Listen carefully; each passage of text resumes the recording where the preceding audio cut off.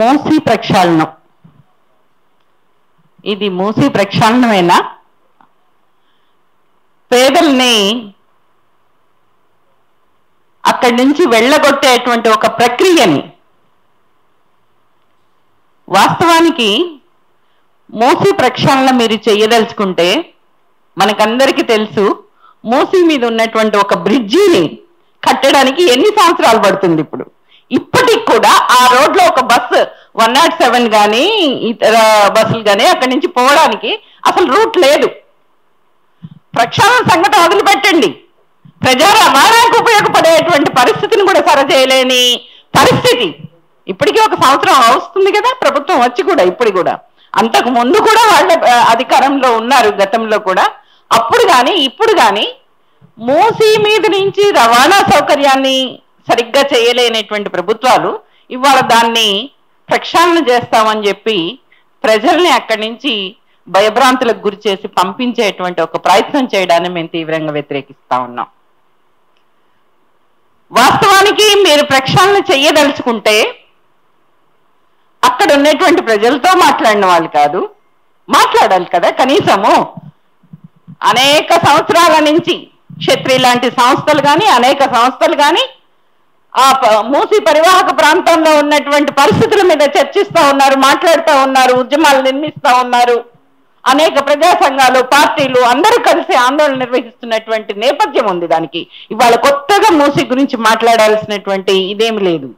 కానీ అధికారంలోకి రాగానే మూసీ కనపడింది. ఇవాళ ఎందుకు కనపడిందంటే మూసీ పేరుతో ఇవాళ ఆదాయాన్ని సంపాదించుకోవడానికి ప్రభుత్వం చూస్తుంది అనేటువంటిది ఒక ప్రత్యేకమైనటువంటి విషయం. అక్కడ మూసీ పరివాహక ప్రాంతాల్లో ఇవాళ మల్టీనేషనల్ కంపెనీలకు కావచ్చు, ఇతరులకు కావచ్చు, వాళ్ళకు కావాల్సినటువంటి సౌకర్యాలను ఏర్పరచడం కోసమని పేదల ఇళ్లని ధ్వంసం చేసేటువంటి ఒక కార్యక్రమం. మేము బుల్డోజర్ చేయట్లేదు అంటున్నారు, కానీ వాళ్ళు బుల్డోజ్ చేసేదే పేదల ఇళ్ళు. పేదల ఇళ్ళు నిజంగా ఎంత అంటే, ఇందాక ఒక బ్యాంక్ ఎంప్లాయీ గురించి చెప్పారు.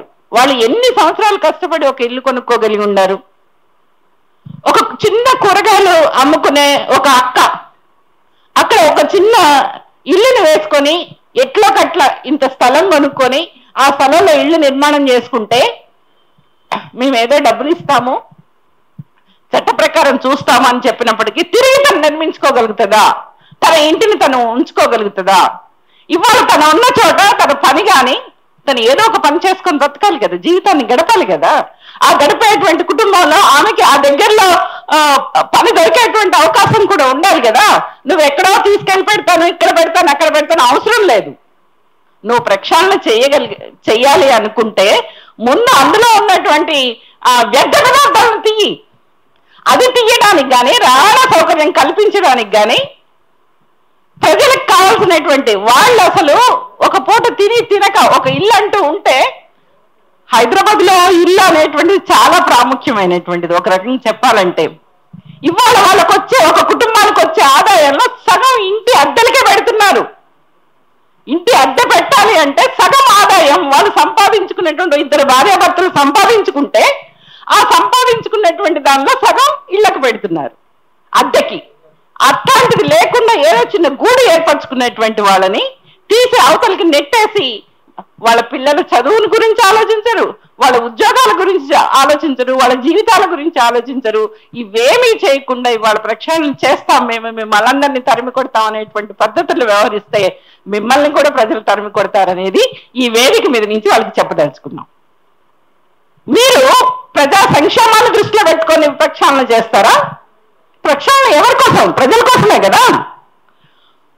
ప్రజల కోసం చేయాలనుకున్నప్పుడు ప్రజల అభిప్రాయాల్ని, ప్రతిపక్షాల అభిప్రాయాల్ని, ప్రజా సంఘాల అభిప్రాయాల్ని అందరి గురించి కూడా మీరు చర్చించాలి కదా. ఎందుకు చర్చించడం లేదు, ఎందుకు మాట్లాడటం లేదు, ఎందుకు స్పష్టంగా వాళ్ళకి ఇది ఇవ్వడం లేదు అనేటువంటిది కూడా ఇవాళ మేము ఈ వేదిక మీద నుంచి ప్రశ్నించదలుచుకున్నాం. అందుకోసమనే మీరు అట్లా అడ్డగోలుగా ప్రజల్ని వాళ్ళ ఇళ్లను కూల్చివేసేటువంటి పద్ధతుల్లో ఉంటే ప్రజలు కూడా మీకు తగిన బుద్ధి చెప్తారు అనేటువంటి ఈ వేదిక మీద నుంచి మేము చెప్పి, ఇంకా మీరు వెంటనే సరే మేము ఏదో ఆందోళన చేస్తున్నాం కాబట్టి మానుకోవటం కాదు, ఆ ఆలోచనని వెనక్కి తీసుకోవాలనేటువంటిది మేము డిమాండ్ చేస్తున్నాం.